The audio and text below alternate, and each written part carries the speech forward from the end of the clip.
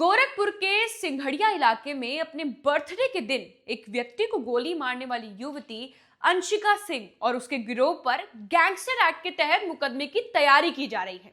Police जांच में ऐसे खुलासे हुए हैं जिन्होंने पूरे सिस्टम को फिलहाल हिलाकर रख दिया है। सूत्रों के मुताबिक आरोपी युवती के मोबाइल फोन से दर्जनों अश्लील वीडियो और फोटो मिले हैं, जिनके जरिए वो सालों से लोगों को फंसाकर पैसे ऐंठ रही थी। पुलिस की सख्ती से पूछताछ में अंशिका ने खुद कबूल किया है कि वो अपने महंगे शौक पूरे करने के लिए लोगों को जाल में फंसाती थी। उसका तरीका था सोशल मीडिया एप्स या फिर मैसेंजर ऐप पर बातचीत, फिर न्यूड होकर वीडियो कॉल करना और उसके बाद उसी वीडियो कॉल को रिकॉर्ड कर ब्लैकमेल करना। पुलिस के अनुसार अंशिका ने बीते 5 सालों में करीब 150 लोगों को वीडियो कॉल के जरिए फंसाया।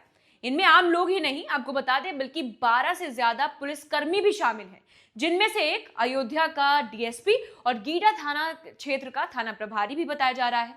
फिलहाल पुलिस ने अंशिका को जेल भेज दिया है, लेकिन मामला यहीं खत्म नहीं होता।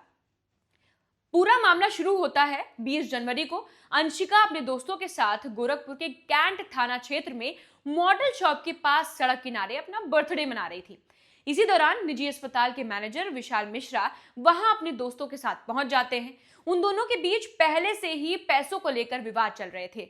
इसी के चलते कहासुनी बढ़ जाती है। विशाल का आरोप है कि अंशिका ने पहले उसे पिस्टल दिखाकर 12,000 रुपए वसूले थे और धमकी दी थी कि पैसे नहीं दिए तो रेप के झूठे केस में फंसा देगी। 20 जनवरी को भी अंशिका का फोन आता है। 50,000 रुपए की वो मांग करती है और जान से मारने की धमकी भी देती है।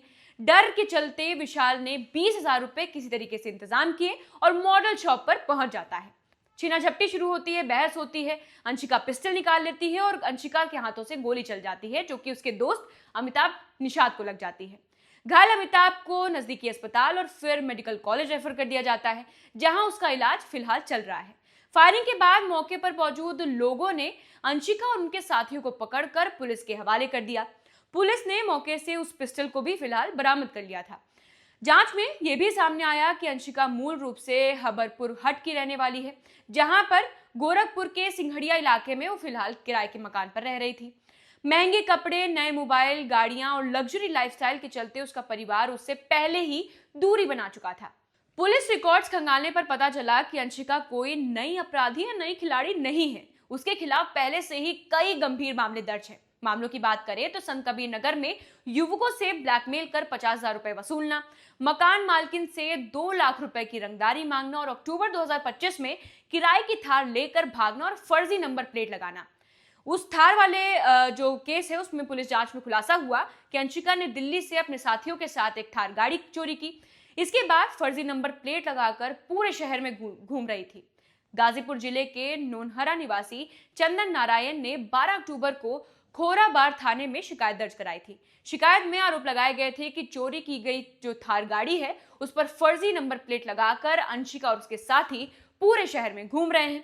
शिकायत दर्ज होने के अगले ही दिन पुलिस ने प्रिय प्रवास दुबे उर्फ विक्की और आकाश वर्मा उर्फ बंटी को वनस्पति तिराहे के पास गिरफ्तार कर लिया और जेल भेज दिया। आपको बता दें कि इस मामले में अंशिका सिंह ने अग्रिम जमानत ले ली थी। 3 अन्य आरोपियों की तलाश जारी थी। जांच में यह भी सामने आया था कि चोरी की गई थार गाड़ी पर 4 फर्जी नंबर प्लेट लगाई गई थी, जिनमें से 2 हरियाणा की, 1 बिहार की और 1 गोरखपुर की थी। पुलिस पूछताछ में आरोपियों ने बताया कि उन्होंने सितंबर में दिल्ली से एक थार गाड़ी किराए पर ली थी और फिर उसी को लेकर वो फरार हो गए थे।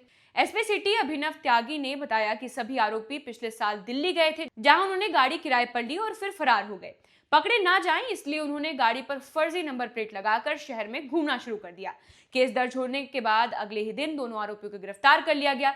अंशिका का महंगा लाइफस्टाइल और शौक उसकी गिरफ्तारी के पीछे की मुख्य वजह बन गए।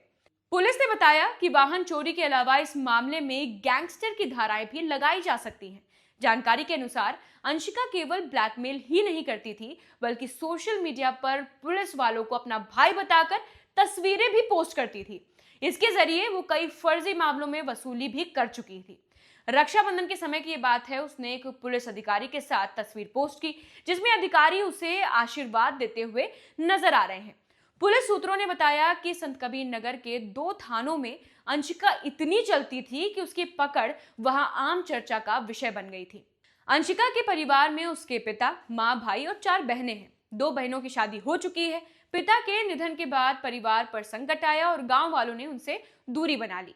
अंशिका की माँ और मझली बहन अक्सर गांव से बाहर रहती थी और कथित तौर पर किसी पर पैसे लेने के आरोप लगा देती थी।